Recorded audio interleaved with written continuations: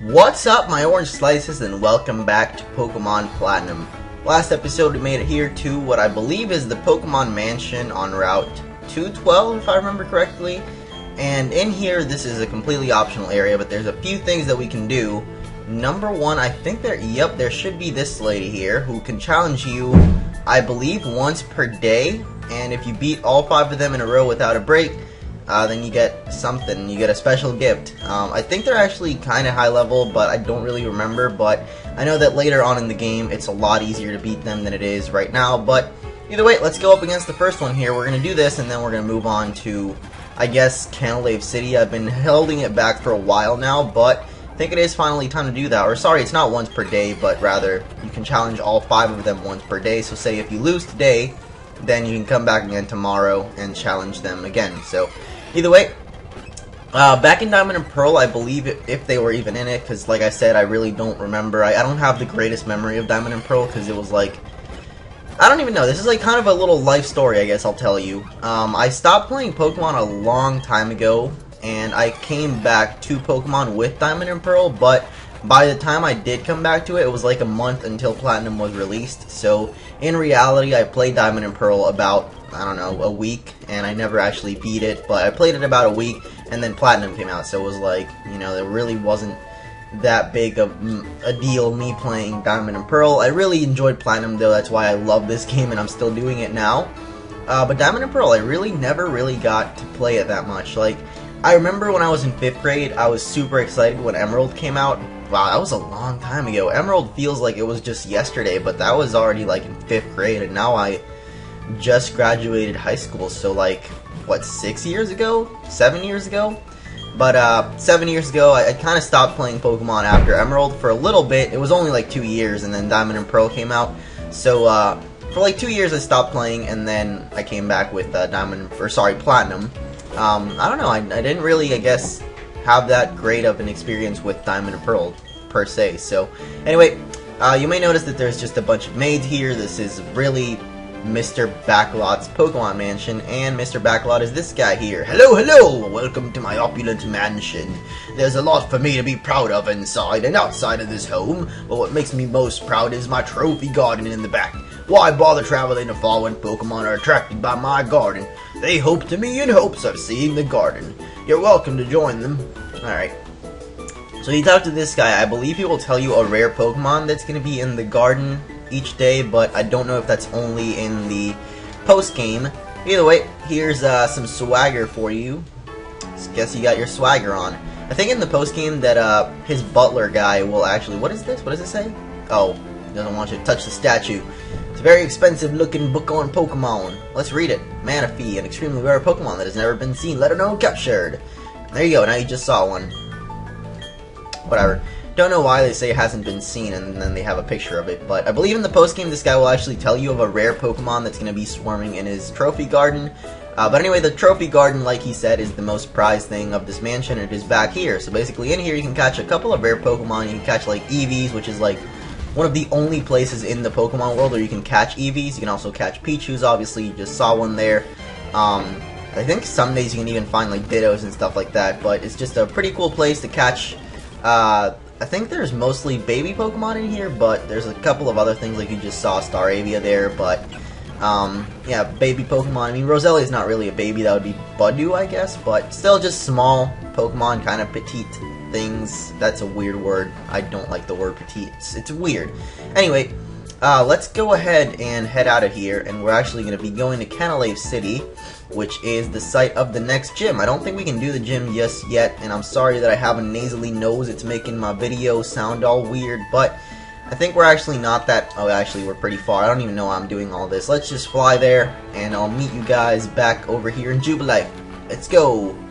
Flying high in my Drifblim. And here we are in Jubilife City, where if we head this way, we'll actually run into a water route that I think I explored a little bit of before. I think the Pokedex guy actually does give different apps throughout the game. So we're going to check that out real quick and see if he... Oh yeah, look at that. He's developed a new Pokedex, the Memo Pad. Hooray! Don't know what that does really, but that's great. Apparently he's developed another one too, and that is the marking map. Hooray! The marking map I think is for tracking down... Yep. you place markers so you can track down where like you last saw rare Pokemon, or like the roaming Pokemon, I guess. And then he has the Link Searcher. I don't even know why would we be looking for Link, but that's great. He's developing a new one, and I guess whenever we get, oh yeah, when we get 7 badges, he's going to give us that. And then I think for 8 badges, there's really nothing. So one more Pokechap that we got to get, and that is going to be when we get our 7th badge. We're about to get our 6th one in either this episode or the next one. I'm not sure, because I don't know how long it'll take us to actually get to the gym. I know that Canalave City isn't that far away, but the gym itself, I'm not sure. So, there are a couple of fishermen here and there that we can battle, so let's do that. While we do, oh shit, Quaker's gonna die, isn't he? Let's go for Cool Whip and Thunder Shocking Wave thing.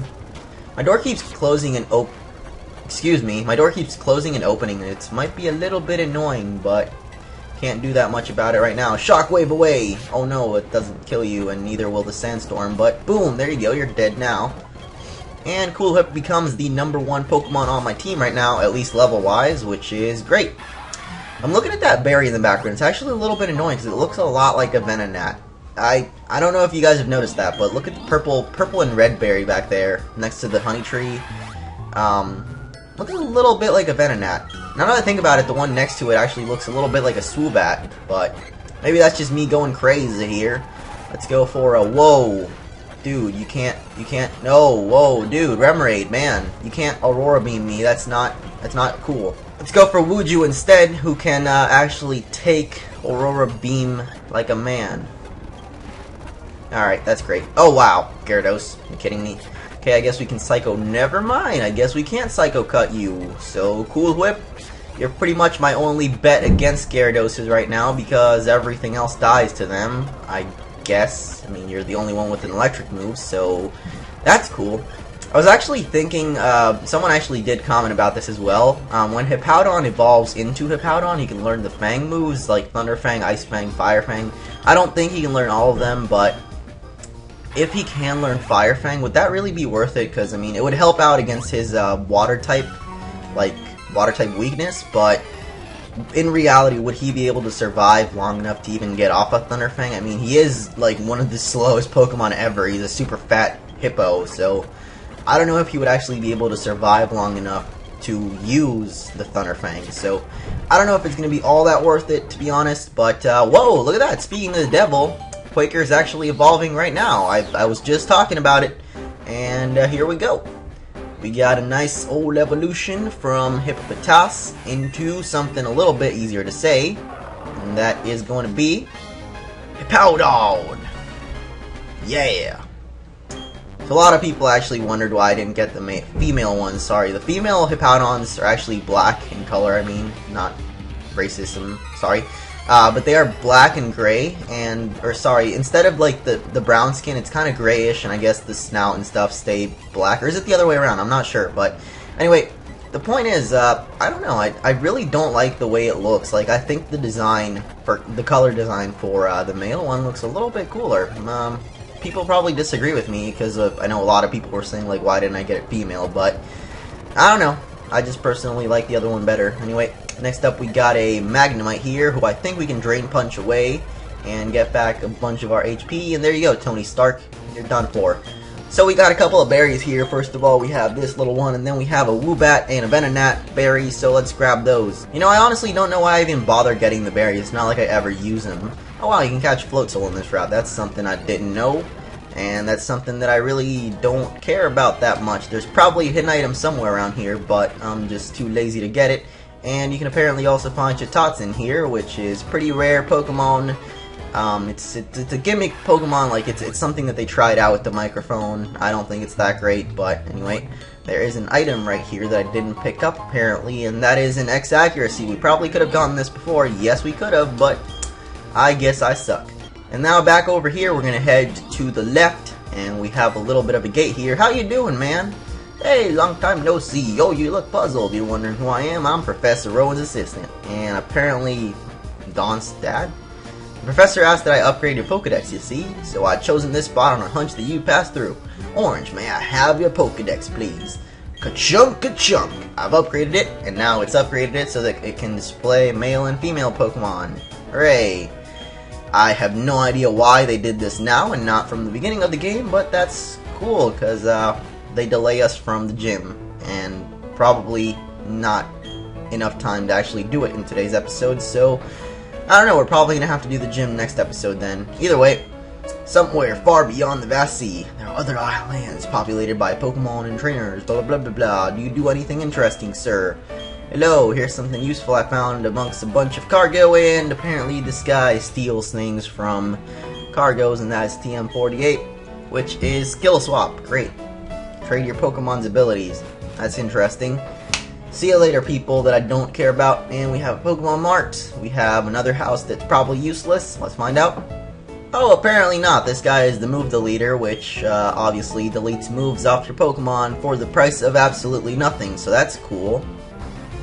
And moving on through the Canalave city. Okay, the Canal City. That's great. We have a Psyduck over here. That's cute. Hey, how you doing? Oh, wow. Taught it return. Great.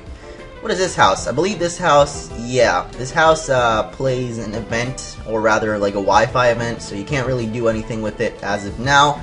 And look who we have here, just the man I didn't want to see. You're going to challenge the gym leader. Ah, someone should check to see if you're ready for the challenge, and that someone is me with my brand new gym badge. Unfortunately, I didn't heal up my Pokemon before this, so unless I somehow have a revive in here, I think we're pretty much screwed. Yep, we're pretty much screwed. Alright. So we're here at the Name Raider. I decided since I died and everything, it might as well be a good time to nickname Magmar. And there were a ton of nickname suggestions. There were literally like 700 comments, or almost 700. I think between yesterday and the previous video there were like over 700. But I've decided to go for a nickname that's, I don't know, I just liked it and it makes sense, and that is Fuji, suggested by 2028 Brian, as well as the Epic Kyogre, so thank you guys. And now heading back to Canalave City, let's take on Arse again, and hopefully this time not get our asses whooped. Sorry, our arses whooped. I mean, that's kind of why I named him that, I guess, I don't know. But anyway, Fuji, it's mountain slash volcano in Japan, and I thought the name was pretty fitting, because Magmar slash Magmortar eventually are a pretty volcanic Pokemon, I think. It's really lame, the way I'm saying it, but I just like the nickname, so thank you guys for suggesting it, and that is going to be our official Magmar, Fuji. Yeah.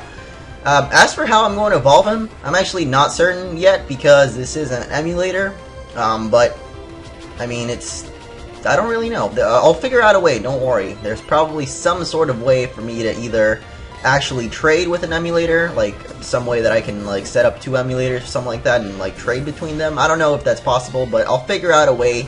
You don't worry your butts or something, because I'll definitely figure out a way, and if not, then, you know, I'll just find some other way to either edit it so that you either have to just hold the item or something like that. I'll figure out some way to make it so that it's still legit, but, you know, or rather it doesn't have to be 100% legit, but that you can still evolve it into a Magmortar somehow. So, yeah, anyway, let's keep on going with this battle. His first Pokemon was Staraptor there. Next up, he's going to have that nice little Floatzel, doing quite a bit of growing up since it was a Weasel last time. So, you may have noticed that in our last 2 battles with Arse, he had exactly the same Pokemon, and they were a little bit under-leveled slash under-evolved, I guess. But now, he somehow grew a ton of levels between like 1 gym and evolved all his Pokemon. I really don't get that. I thought they, I don't know, I thought Pokemon, or sorry, the makers, Game Freak, whatever people, could have done a better job of like keeping the level slash evolutions a little bit tighter between the rival, but I don't know, they didn't really do that great of a job with this game in that aspect, I guess. So anyway, that's like my only complaint though, how, you know, there's like 2 battles where he has like the same levels, and then out of nowhere he makes this like huge jump to super high levels. So anyway, we're going to try out Lava Plume here, which we just got on Magmar on this Heracross here. Hopefully it does enough damage. I guess it's a 2-hit KO, and I don't think he'll be able to kill us with a Brick Break, so I think Fuji will be able to take out Heracross here. Yeah, and you got burned. You suck. See you later, buddy.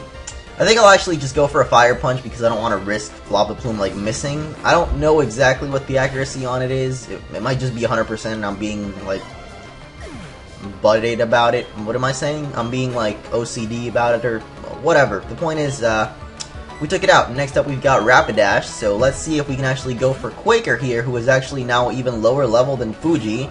That's a little bit weird, because Quaker here, I removed the EXP share just so that Magmar could catch up, but now Magmar is higher level than Quaker, and Quaker, even though he did evolve, he's lower level than Magmar now, so that's a little bit weird, but either way, let's go for an Earthquake on the Rapidash, who's really not that Rapidash after I Earthquake it. Let's see if it's a one-hit KO, because as far as I know, Earthquake is like the best. Yeah, there you go. See you later, Rapidash person. And I think we've got one more Pokemon to deal with, and we all know which one that is. We should all know which one that is. That is Torterra, his ace Pokemon. So, I have a couple of options here, or rather, I have Cool Whip who can use Aerial Ace, but let's do it. Let's make it a starter versus starter battle here.